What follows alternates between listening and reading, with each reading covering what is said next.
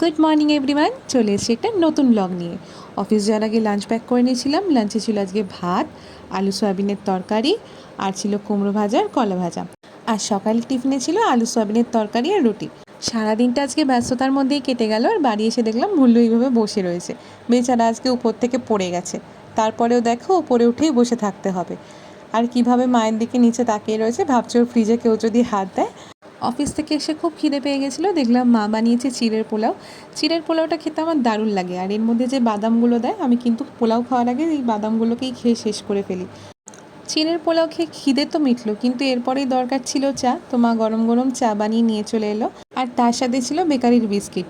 চা খেতে খেতেই মা বলছিল ভুল্লু নাকি আজকে উপর থেকে পড়ে গেছে। বেচারার কিন্তু খুব জোরে লেগেছে, তাও কিন্তু কিছু বলেনি। আর দেখো কিভাবে বসে রয়েছে ওপরে, শুধু আদর খাবে। ওর মাথায় বোন হাত বুলিয়ে দিচ্ছিল, যেই হাত সরিয়ে নিচ্ছে বারবার করে ম্যাও ম্যাও করে ডাকছে। আর তারপরে আবার যে হাত বুলিয়ে দিচ্ছে চুপ হয়ে যাচ্ছে। কিছুদিন আগে একদম একটুখানি ছিল, দেখতে দেখতে কত তাড়াতাড়ি বড় হয়ে গেল। আর রাত্রে খাবার পরে ছিল গরম গরম রসগোল্লা। আর চলো তোমাদেরকে একটা জিনিস দেখাই। এটা আমি অনেক দিন আগে রেখে দিয়েছিলাম বোনের বার্থডেতে, যখন কেক আনা হয়েছিল তখন। এর ওপর কিছু একটা বানাবো বলে, কিন্তু সেরকম তারপরে কিছু বানানো হয়নি। আর এগুলো ছিল ওই সল্টেড পিস্তার যে বাইরের খোসাগুলো, সেগুলো দেখতে কি সুন্দর কড়ির মতো হয়। তো এটা রেখে দিয়েছিলাম কোনো ক্রাফটের কাজ করব বলে, কিন্তু করা হয়নি।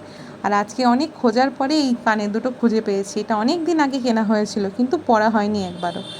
আর আজকে এসছে এই ক্রিমটা, অনেক দিন আগে অর্ডার দেওয়া হয়েছিল, এতদিন ওয়েট করার পর আজকে এসছে। তো প্রথমে এটা ফাইলারটাকে দিয়ে কেটে খোলার চেষ্টা করছিলাম, হচ্ছিল না, টেপটা এতটাই মোটা ছিল। লাস্টে আমার নখ দিয়ে এটাকে তুলতে হলো।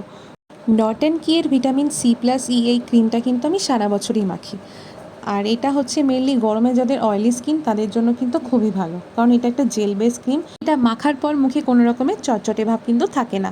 তো চলো ক্রিমটা তোমাদেরকে খুলে দেখাই। ঢাকনাটা খোলার পরেই প্রথমে একটা কভার দেওয়া থাকে। তো ক্রিমটা হচ্ছে পুরোটাই অরেঞ্জ কালারের, আর ক্রিমের গন্ধটাও কিন্তু একদম ফ্রুটি অরেঞ্জ ফ্লেভারের গন্ধ। তো আজকে এটুকুই থাক, আসি, আবার একটা নতুন ব্লগ নিয়ে আসবো। টাটা।